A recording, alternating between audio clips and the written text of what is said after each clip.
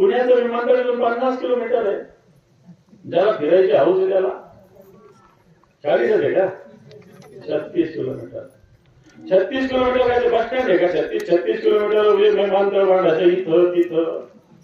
मग तुम्हाला फार विमानतळ करायचं ना तर बारामतीला छोटं विमानतळ मोठं करा ना ते.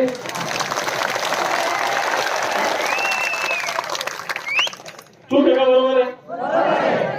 माझं हे म्हणणं आहे की बारामतीतून 60 किलोमीटर आहे.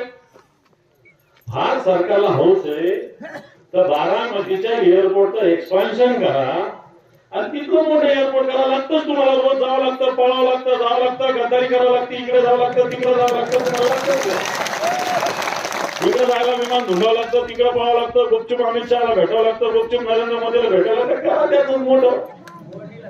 बरोबर आहे.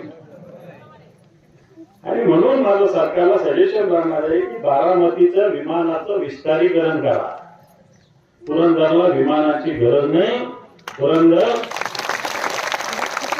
हे संभाजी महाराजांचं जन्मस्थान आहे. संभाजी महाराज लढा तुम्ही सुद्धा औरंगजेबाच्या भूमिकेत येत असाल तर आम्ही सुद्धा संभाजी महाराजांच्या भूमिकेत येऊ सांगून टाकतो तुम्हाला. आम्ही सुद्धा या मातीचा लढा लढू, आम्ही सुद्धा या शेतीचा लढा लढू, आम्ही सुद्धा या संस्कृतीचा लढा लढू. आणि म्हणून येणाऱ्या काळात मी आपल्याला आश्वस्त करतो की तुम्ही जर एकजुटीने लढा लढा पण शांततेत लढा. हे मी सांगतो, डोके फोडून घेण्याची गरज नाही. पोलीस आपले दुश्मन नाही, इथले अधिकारी पण आपले दुश्मन नाही. यांना कसं थांबवायचं आपण थांबवत. आता तर येणारच नाही 2-4 महिने तुमच्याकडे.